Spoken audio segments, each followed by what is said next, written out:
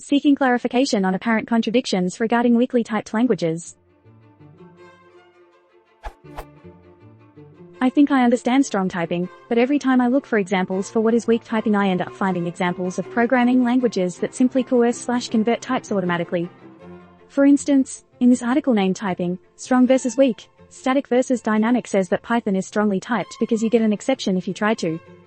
Python.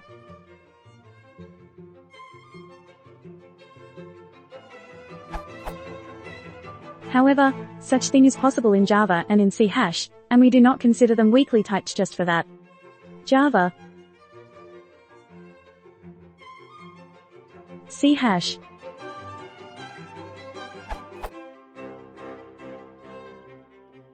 In this another article named Weakly Typed Languages, the author says that Perl is weakly typed simply because I can concatenate a string to a number and vice versa without any explicit conversion. Perl.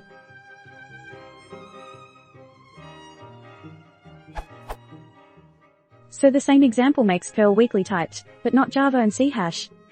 The authors seem to imply that a language that prevents the application of certain operations on values of different types is strongly typed and the contrary means weakly typed.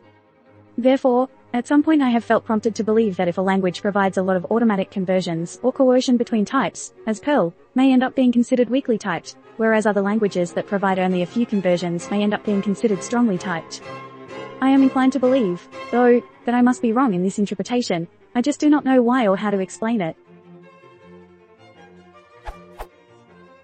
So, my questions are: what does it really mean for a language to be truly weakly typed? Could you mention any good examples of weakly typing that are not related to automatic conversion/automatic coercion done by the language? Can a language be weakly typed and strongly typed at the same time?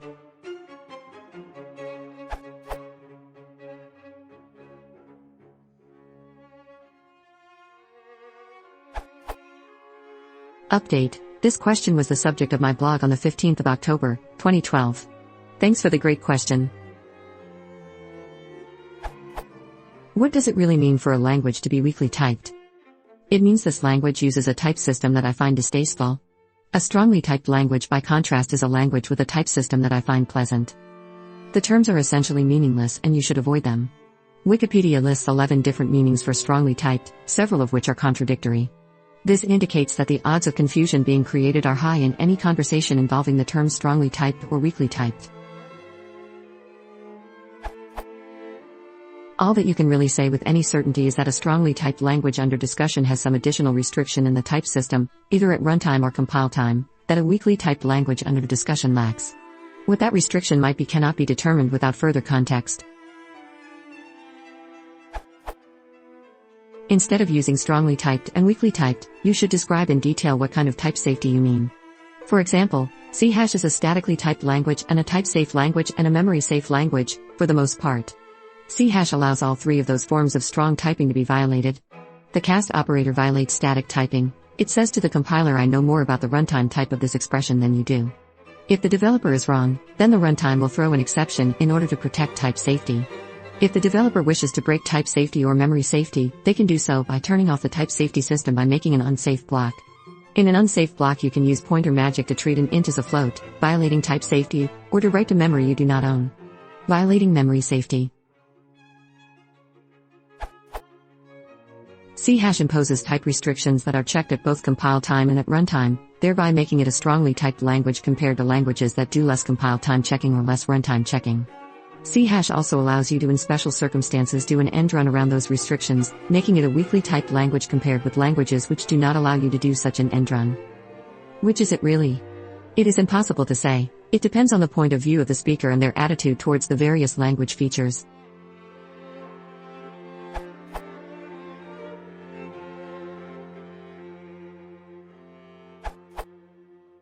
As others have noted, the terms strongly typed and weakly typed have so many different meanings that there's no single answer to your question. However, since you specifically mentioned Perl in your question, let me try to explain in what sense Perl is weakly typed. The point is that, in Perl, there is no such thing as an integer variable, a float variable, a string variable or a Boolean variable. In fact, as far as the user can, usually, tell, there aren't even integer, float, string or Boolean values. All you have are scalars, which are all of these things at the same time. So you can, for example, write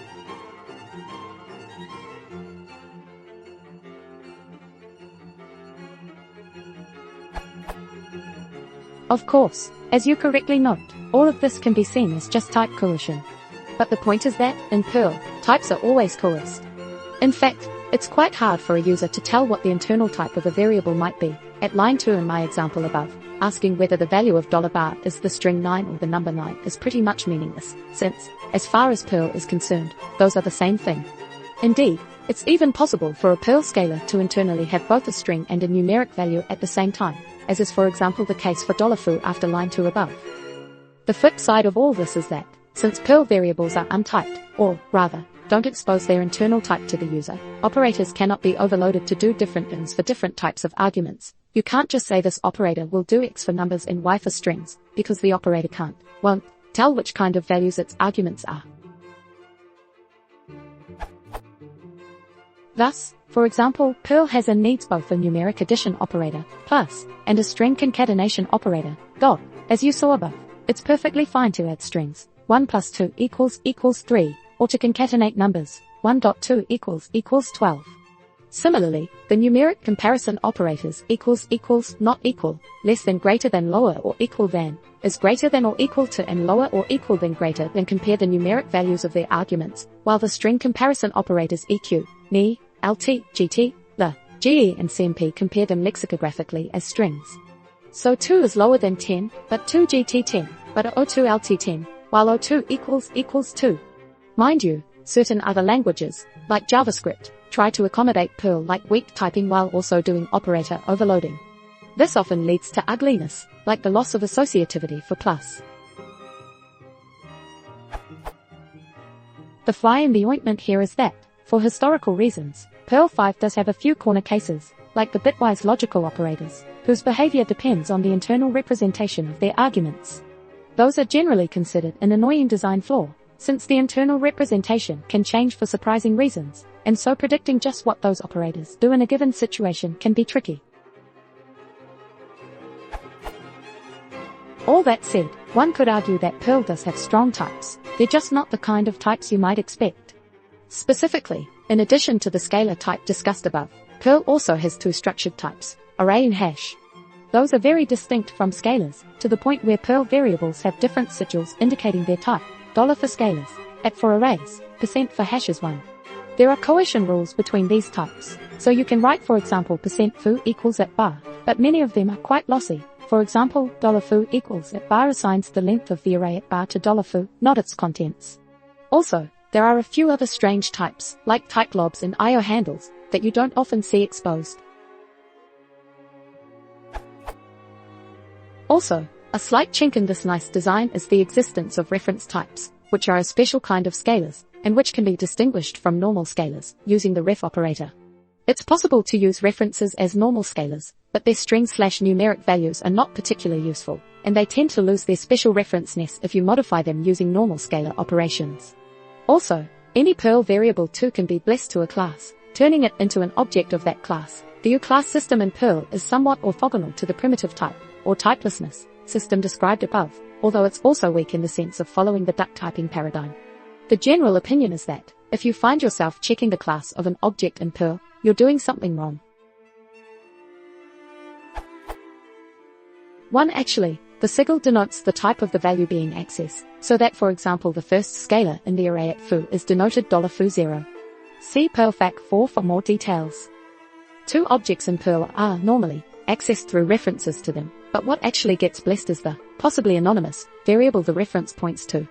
However, the blessing is indeed a property of the variable, not of its value, so for example that assigning the actual blessed variable to another one just gives you a shallow, unblessed copy of it.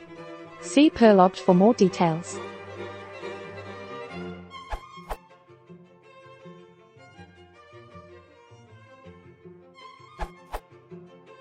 In addition to what Eric has said, consider the following C code.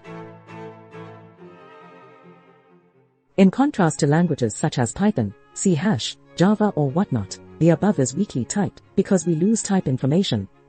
Eric correctly pointed out that in C# we can circumvent the compiler, by casting, effectively telling it I know more about the type of this variable than you. But even then, the runtime will still check the type. If the cast is invalid, the runtime system will catch it, and throw an exception. With type erasure, this doesn't happen, type information is thrown away. A cast to void in C does exactly that. In this regard, the above is fundamentally different from a C# method declaration such as void f object x. Technically, C# also allows type erasure through unsafe code or marshalling.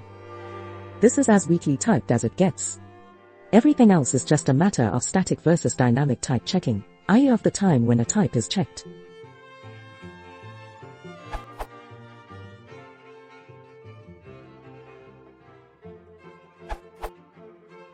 A perfect example comes from the Wikipedia article of strong typing. Generally, strong typing implies that the programming language places severe restrictions on the intermixing that is permitted to occur. Weak typing. Strong typing.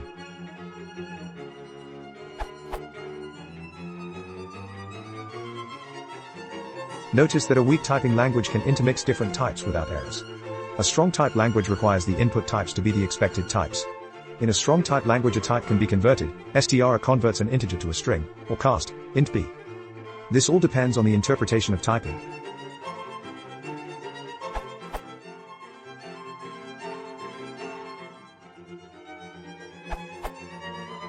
I would like to contribute to the discussion with my own research on the subject. As others comment and contribute, I have been reading their answers and following their references, and I have found interesting information.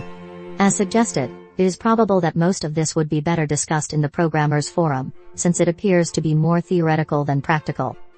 From a theoretical standpoint, I think the article by Luca Cardelli and Peter Wegner named on understanding types, data abstraction and polymorphism has one of the best arguments I have read. A type may be viewed as a set of clothes, or a suit of armor, that protects an underlying untyped representation from arbitrary or unintended use. It provides a protective covering that hides the underlying representation and constrains the way objects may interact with other objects. In an untyped system, untyped objects are naked in that the underlying representation is exposed for all to see. Violating the type system involves removing the protective set of clothing and operating directly on the naked representation. This statement seems to suggest that weakly typing would let us access the inner structure of a type and manipulate it as if it was something else, another type. Perhaps what we could do with unsafe code, mentioned by Eric, or with C-type erased pointers mentioned by Conrad. The article continues. Languages in which all expressions are type consistent are called strongly typed languages. If a language is strongly typed, its compiler can guarantee that the programs it accepts will execute without type errors. In general, we should strive for strong typing, and adopt static typing whenever possible. Note that every statically typed language is strongly typed, but the converse is not necessarily true. As such, strong typing means the absence of type errors. I can only assume that weak typing means the contrary, the likely presence of type errors. At runtime or compile time? Seems irrelevant here. Funny thing, as per this definition, a language with powerful type coercions like Perl would be considered strongly typed, because the system is not failing, but it is dealing with the types by coercing them into appropriate and well-defined equivalences. On the other hand, but I say then the allowance of class-cast exception and erased-or exception, in Java, and invalid-cast exception, or a type mismatch exception, in C#, would indicate a level of weakly typing, at least at compile time? Eric's answer seems to agree with this. In a second article named Typeful Programming provided in one of the references provided in one of the answers in this question, Luca Cardelli delves into the concept of type violations. Most system programming languages allow arbitrary type violations, some indiscriminately, some only in restricted parts of a program. Operations that involve type violations are called unsound. Type violations fall in several classes, among which we can mention basic value coercions. These include conversions between integers, booleans, characters, sets, etc. There is no need for type violations here, because built-in interfaces can be provided to carry out the coercions in a type-sound way. As such, type coercions like those provided by operators could be considered type violations, but unless they break the consistency of the type system, we might say that they do not lead to a weakly typed system. Based on this, neither Python, Perl, Java or C# are weakly typed. Cardelli mentions two type violations that I very well consider cases of truly weak typing. address arithmetic. If necessary, there should be a built-in, unsound, interface, providing the adequate operations on addresses and type conversions. Various situations involve pointers into the heap, very dangerous with relocating collectors, pointers to the stack, pointers to static areas, and pointers into other address spaces. Sometimes array indexing can replace address arithmetic. Memory mapping. This involves looking at an area of memory as an unstructured array, although it contains structured data. This is typical of memory allocators and collectors. This kind of thing's possible in languages like C, mentioned by Conrad, or through unsafe code in net, mentioned by Eric, would truly imply weakly typing. I believe the best answer so far is Eric's, because the definition of this concept is very theoretical, and when it comes to a particular language, the interpretations of all these concepts may lead to different debatable conclusions.